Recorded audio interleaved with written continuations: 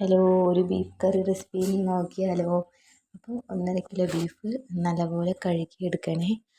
നല്ലപോലെ കഴുകിയെടുത്തതിന് ശേഷം ഉള്ളിയും തക്കാളി പച്ചമുളക് ഇഞ്ചി വെളുത്തുള്ളിയൊക്കെ ചേട്ടായും കൂട്ടുകാരൊക്കെ കൂടി ഇരുന്ന് തൊലിഞ്ഞ് വൃത്തിയാക്കുക കേട്ടോ. വൃത്തിയാക്കിയതിന് ശേഷം സവാള നല്ലപോലെ ചെറുതാക്കി കനം കുറച്ച് അരിയണേ. അരിഞ്ഞ് കഴിഞ്ഞതിന് ശേഷം ഇഞ്ചിയും വെളുത്തുള്ളിയും ചതയ്ക്കണം കേട്ടോ. ഞങ്ങൾ ഇങ്ങനെയാണ് ചതയ്ക്കണേ.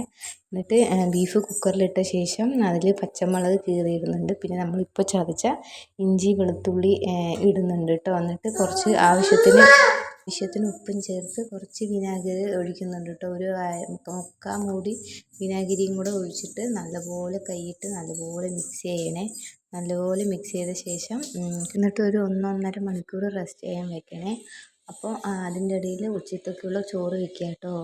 അപ്പോൾ അരി കഴുകി വെള്ളം തിളപ്പിക്കാൻ വെച്ചിട്ടുണ്ടായിരുന്നു മുന്നേ. അപ്പോൾ അരി കഴുകി അതിലേക്ക് ഇട്ടിട്ട് ഉച്ചത്തേക്ക് ഫുഡ് റെഡിയാക്കാൻ വെച്ചിട്ടുണ്ട്. അപ്പോൾ ഫുഡ് റെഡി ആയിട്ടുണ്ട്. അപ്പോൾ ഇനി കുക്കിങ്ങിലോട്ട് കിടക്കാം. ഒരു പാൻ എടുത്തിട്ട് അതിൽ വെളിച്ചെണ്ണ ഒഴിച്ച് അരിഞ്ഞു വെച്ച സവാളയും നല്ലപോലെ ഇട്ടിട്ട് വതക്കണേ. വതക്കിയ ശേഷം ഇഞ്ചി വെളുത്തുള്ളി അതിൽ ഇഞ്ചി വെളുത്തുള്ളി പേസ്റ്റ് മാത്രമല്ല കേട്ടോ, ഇഞ്ചി വെളുത്തുള്ളി പിന്നെ കുറച്ച് വിനാഗിരിയും പിന്നെ കുറച്ച് ചെറിയ ഉള്ളിയും കൂടെ ഇട്ട് ചതച്ചതാണ്. എന്നിട്ട് അത് ഇട്ടിട്ട് നല്ലപോലെ മിക്സ് ചെയ്യണേ. മിക്സ് ചെയ്ത് കഴിഞ്ഞ ശേഷം തക്കാളി ആഡ് ചെയ്യുക കേട്ടോ. തക്കാളിയൊക്കെ ഒന്ന് വഴണ്ട് വരുന്ന സമയത്ത് ഒരു ഒന്നര സ്പൂണ് മല്ലിപ്പൊടി ഇടുന്നുണ്ട്. എന്നിട്ട് ഒരു അര സ്പൂണ് മഞ്ഞൾപ്പൊടിയും എന്നിട്ട് ആവശ്യത്തിനുള്ള മുളക് പൊടി ഇടുന്നുണ്ട്. ഞങ്ങളൊരു 1/4 സ്പൂണ് മുളക് പൊടി ഇട്ടിട്ടുണ്ട്. എന്നിട്ട് മീറ്റ് മസാല ആട്ടോ ഇടുന്ന. ആവശ്യത്തിന് മീറ്റ് മസാല ഇട്ടിട്ട് നല്ലപോലെ മിക്സ് ചെയ്യണം.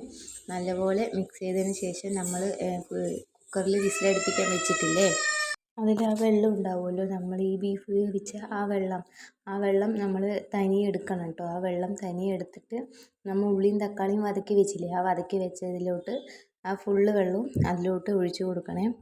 ഒഴിച്ചു കൊടുത്തതിന് ശേഷം നല്ലപോലെ ഇളക്കണം കേട്ടോ. നല്ലപോലെ അടി പിടിക്കാതെ നല്ലപോലെ ഇളക്കണേ. നന്നായി തീ കുറച്ച് വെച്ചിട്ട് വേണം കേട്ടോ ചെയ്യാൻ. എന്നിട്ട് നല്ലപോലെ മിക്സ് ചെയ്യണേ. മിക്സ് ചെയ്ത ശേഷം നമ്മുടെ ആ ബാക്കിയുള്ള ബീഫും കൂടെ അതിലോട്ട് ഇട്ട് കൊടുക്കുക കേട്ടോ. നല്ലപോലെ ഇളക്കിയിട്ട് ആ ബാക്കിയുള്ള ബീഫും കൂടെ അതിലോട്ട് ഇട്ട് കൊടുക്കുക കേട്ടോ. ഇട്ട് കൊടുത്തിട്ട് നല്ലപോലെ മിക്സ് ചെയ്യണേ. നല്ലപോലെ മിക്സ് ചെയ്തിട്ട് ഓൾറെഡി ബീഫ് വെന്തതാണ്. അപ്പോൾ അത്യാവശ്യത്തിന് ഒരു കുറച്ച് നേരം കുക്കായാൽ മതി കേട്ടോ. മസാലയൊക്കെ ആ ബീഫിൽ പിടിക്കുന്നത് വരെ കുക്കായാൽ മതിയേ. എന്നിട്ട് ഫുള്ള് ബീഫും അതിലോട്ട് ഇട്ട് കൊടുക്കുക കേട്ടോ. ഇട്ട് കൊടുത്തിട്ട് ഒന്ന് തിളപ്പിക്കുന്നുണ്ട്. ഒരു ഒത്തിരി ഫ്ലെയിം ഓഫാക്കിയിട്ടാണ് കേട്ടോ ഇട്ട് കൊടുത്തത്. ഇട്ട് കൊടുത്ത് കഴിഞ്ഞിട്ട് ഓണാക്കിയ ശേഷം നല്ലപോലെ മിക്സ് ചെയ്ത് കൊടുക്കും കേട്ടോ. മസാലകളെല്ലാം അതിൽ പിടിക്കാൻ വേണ്ടിയിട്ട് നല്ലപോലെ ഇളക്കി കൊടുക്കുന്നുണ്ട്. ഇളക്കി കൊടുത്ത് കുറച്ച് നേരം തിളപ്പിക്കാൻ വെക്കാം കേട്ടോ. ഒന്ന് ബീഫിലൊക്കെ ആ മസാലയൊക്കെ ഒന്ന് ബീഫിലോട്ട് നന്നായി പിടിക്കട്ടെ. പിടിച്ചതിന് ശേഷം നമുക്ക് സെർവ് ചെയ്യാം കേട്ടോ.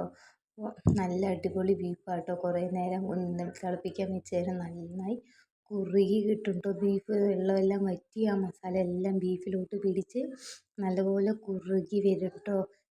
നല്ല അടിപൊളി ടേസ്റ്റാണ്. എല്ലാവരും ട്രൈ ചെയ്ത് നോക്കണേ. ഇഷ്ടമായ വീഡിയോ ലൈക്ക് ചെയ്യണം, സപ്പോർട്ട് ചെയ്യണം, സബ്സ്ക്രൈബ് ചെയ്യണം.